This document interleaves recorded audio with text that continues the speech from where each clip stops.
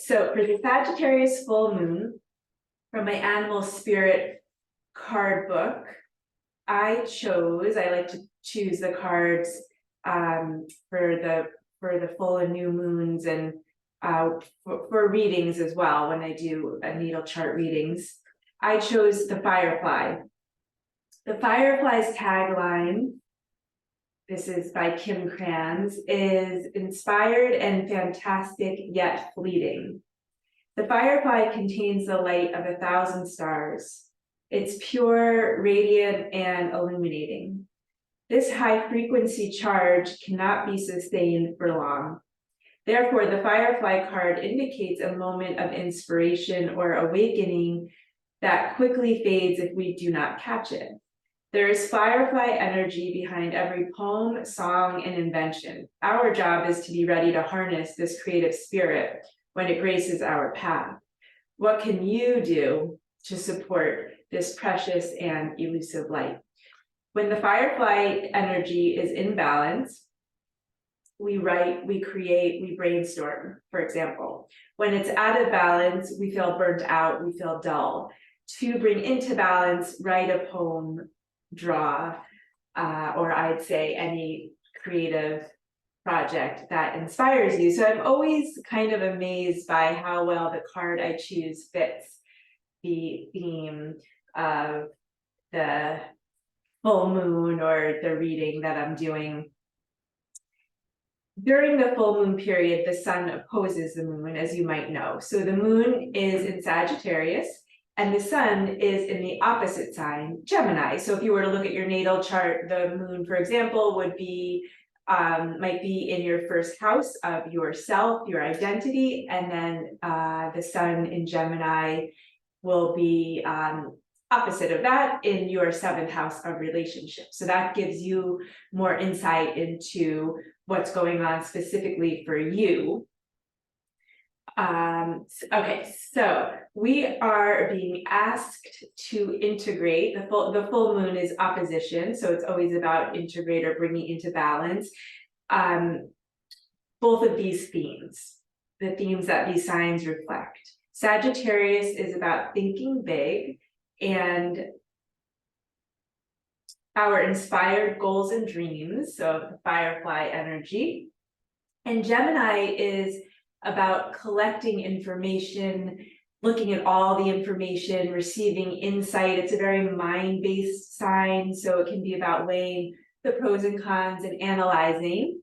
We want to integrate these two. And I will say that Gemini, it's an air sign, also has elements of the Firefly. It's very fleeting. It's hard to pin Gemini down.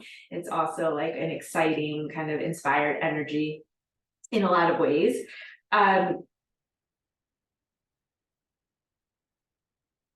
So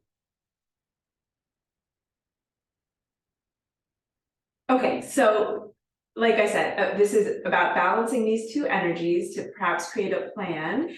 And I'll talk a little bit about Saturn, which brings in the earth element and will perhaps help us to kind of harness or manifest this inspiring or fleeting energy. So Sagittarius is ruled by expansive Jupiter. The planet, each sign is ruled by a planet, as you might know. Sag is ruled by Jupiter.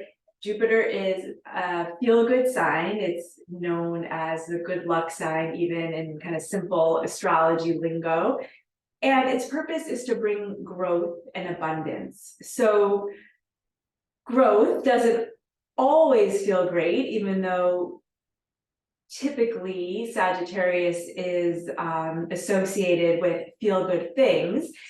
There can be times when we're, of course, learning lessons that aren't so fun at the time, but it's for our growth. So that also is a little more connected to Saturn, which I'll get to in a bit. So we'll stick with this feel-good energy for a moment. So Jupiter tends to bring us abundance.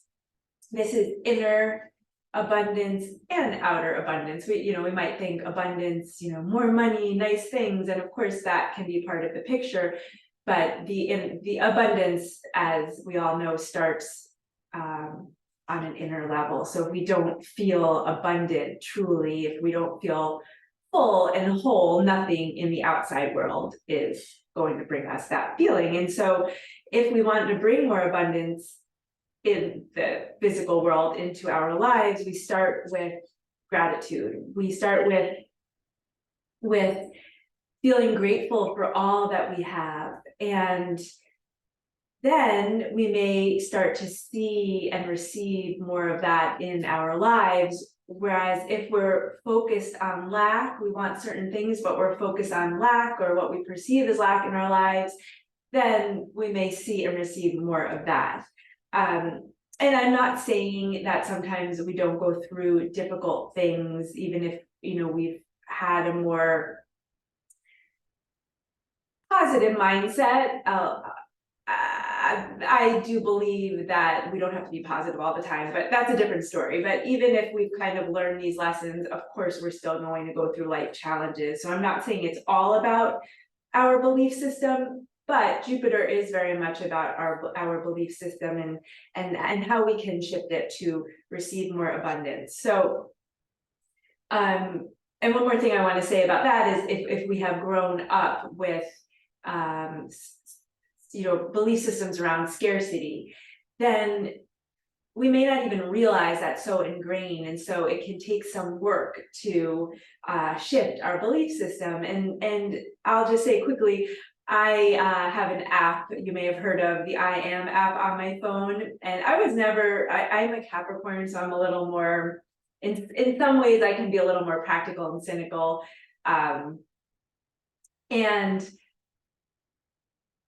But for whatever reason, I got this app, the I Am app, that gives you daily affirmations throughout the day.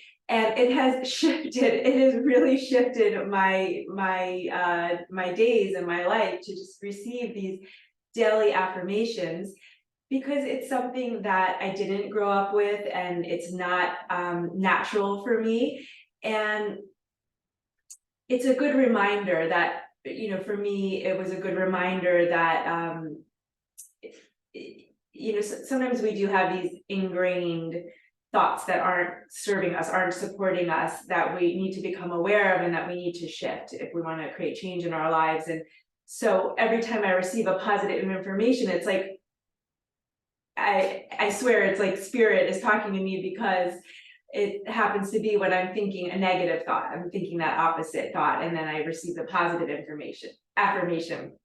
Okay, so we do have to really believe positive affirmations, I believe, in order to make shifts in our lives. And it's not that it's all positive all the time, again, but that is a big that is a big part of this Jupiter energy. How can we kind of shift our mindset and be open to maybe some opportunities that might come our way. Whereas if we were closed off to them, we might not notice them or see them or receive them. So this full moon is, I was talking about Saturn a little bit before, is square Saturn. So this full moon, when I look at it, it's jovial, it's a positive Sagittarius full moon. And then we also have Saturn squaring the moon and the sun. If you're not familiar with the aspects, a square is a more challenging angle. So it's like we have something to kind of unknot or untangle, something working at cross purposes. So Saturn is, the planet of hard knocks. He's called the taskmaster, the father time. He brings us hard lessons. So while Jupiter brings us growth, yes, through lessons, they tend to be more, I would say, adventurous, happy, exciting lessons like traveling or taking courses, whereas Saturn teaches us things in hard ways, to put it simply. Saturn is my ruling planet, so I know a thing or two about him. So Saturn wants consolidation, like pulling in the purse strings, if that's the, you know what I mean. I'm not sure if I got that phrase right, but it's consolidation, it's pulling in, shoring up weak links, as my astrology teacher liked to say. restructuring, rebuilding. And this is in a part of our lives, which again, we can see in the natal chart where Saturn is in the chart, that usually we may have neglected or avoided, that maybe we've taken shortcuts in, or we haven't taken full responsibility in or for. And so this does take honest assessment, some objectivity, because, you know, when it's close to us, it's not always easy to see, and it's easy also to externalize and kind of put the blame outside of ourselves in areas of our lives that, you know, just don't maybe feel like they're going as we want them to. And it's also about facing our fears and what we're maybe avoiding. So this full moon brings in that Saturn energy and wants us to kind of look at that and do some hard work in order to harness the opportunities of Sagittarius, in order to, you know, pursue our fleeting inspiration, our you know, our bigger goals, our dreams. And I was thinking as I was writing out, you know, what I wanted to say today, I don't know if you read when you were a kid, depending on how old you are, the monster at the end of this book. That was one of my favorite books as a kid. So Grover is terrified about the monster at the end of the book.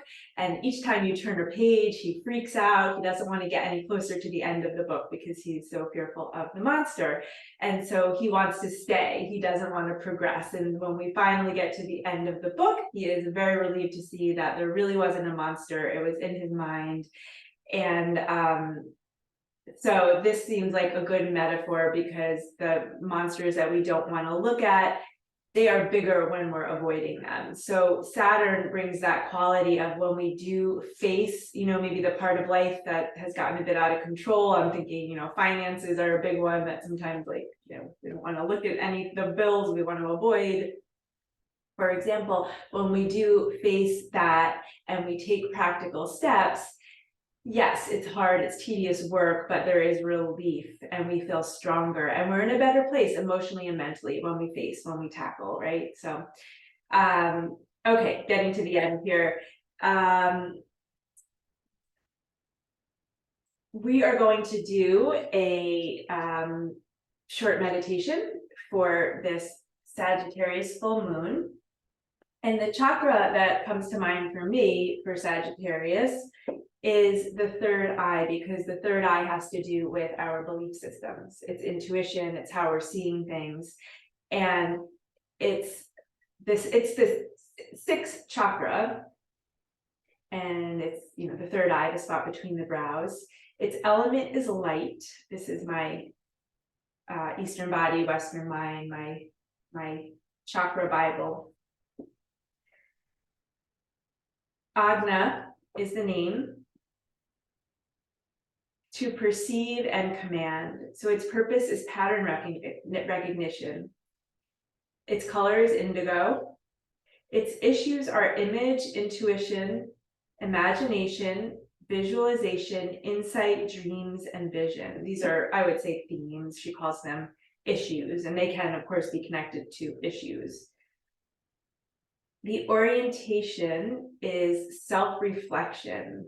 So we talked about that, really reflecting honestly about an area of life that we may be not taking responsibility for. And Saturn is all about taking responsibility. So in my last YouTube video, if you watched it, I talked about the deficiencies and the excesses of the chakra. There's on one hand, or one extreme, how we can go out of balance in an excessive kind of way, and on the other, how we go out of balance in a deficient side of way. And they're connected, so we're presenting probably more in one way, but we have elements of the other, and we can flip-flop. I always see it as opposite sides of the same coin, and our purpose is to integrate and come into balance, which, you know, I don't think will ever be perfect, but we work towards it and we get there as close as we can. So in the sixth chakra, the deficiencies are insensitivity. And if you haven't already, please find a comfortable seat, a supportive seat, whether you're seated like I am or you're on a chair. In just a few moments, we'll be doing a short meditation. Insensitivity, poor vision, interestingly, I find that one interesting. Poor memory, difficulty seeing the future, lack of imagination, difficulty visualizing, poor dream recall, denial, can't see what is going on. Monopolarized, so one true, right, and only way. So really having, that goes back to our belief systems, perception. We really have a hard time opening ourselves to other viewpoints, to at least receive that and see and understand how another person may view something, even if it's, we stand strong in our own belief. It's important, obviously. That's how we grow, that's how we learn.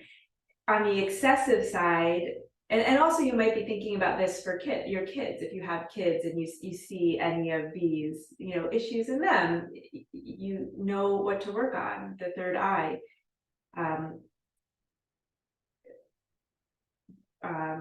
Well, that's another video for kids, but as you can tell, my son is in the third house, Gemini's house, so I tend to go off on tangents. I will try to keep myself focused.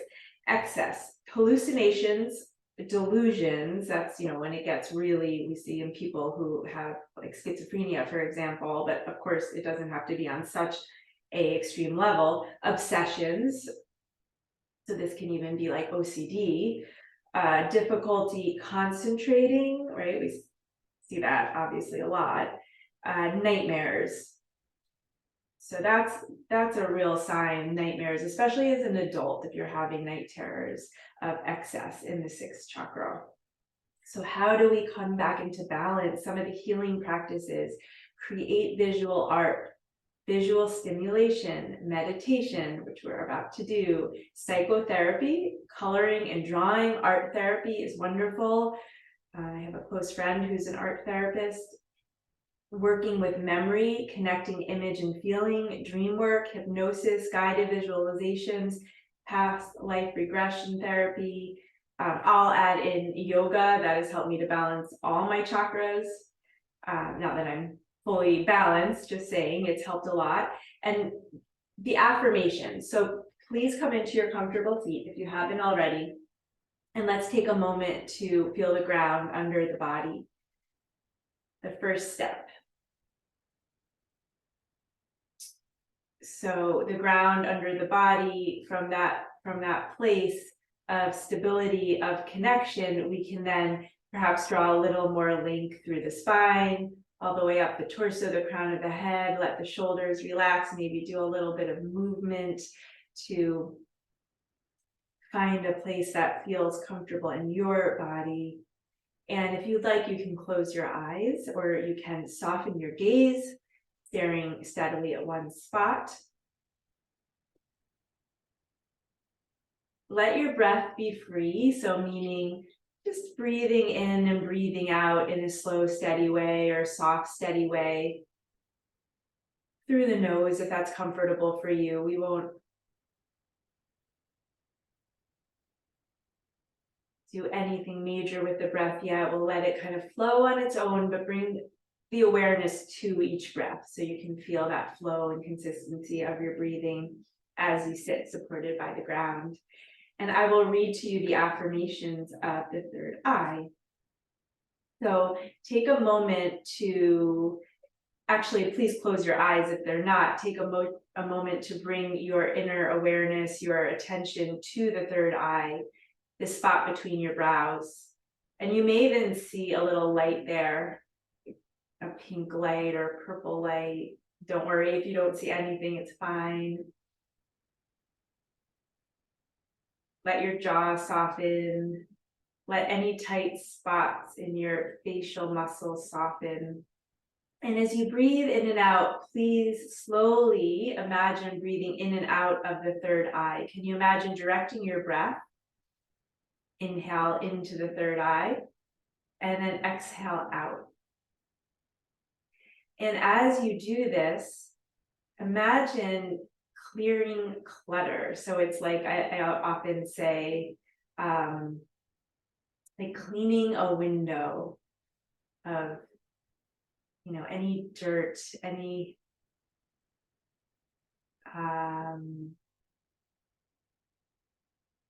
anything that makes the window hard to see out of. Imagine clearing that window, and then we can see with more, clarity without all the stuff that sometimes comes in between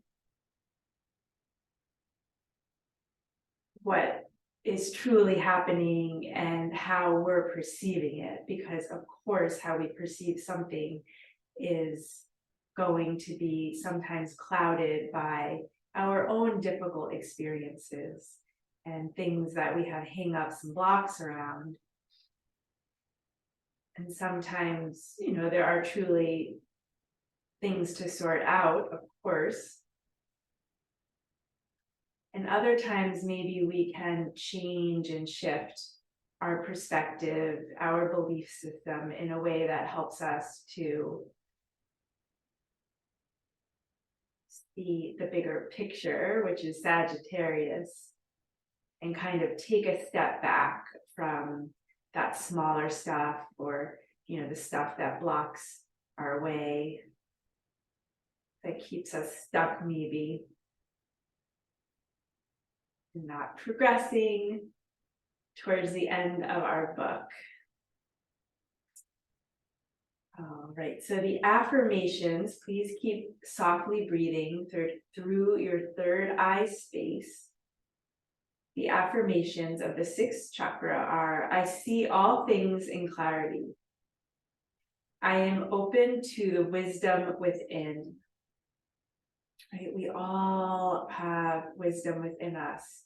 We are our own teachers. I can manifest my vision. I love that one to end, because it's how we started, with a creative vision, something that we may feel inspired about, that we need to kind of catch and hold if we'd like to manifest it. Feel the ground under you again. The stability of the earth is what helps us to manifest. And also the spark, the fire within. The air qualities, our vision, are connected to our creativity. Let's take 3 more breaths together here. Let's breathe in a little more fully now through the nose into the third eye space. When you're ready, breathe out, slowly emptying. Imagine releasing fear around this third eye area. Breathe in again, just like that. Inhale slowly, fully, clearing the window, dusting off the cobwebs. And when you're ready, exhale, empty all the breath out. Coming back home to yourself. One more, just like that.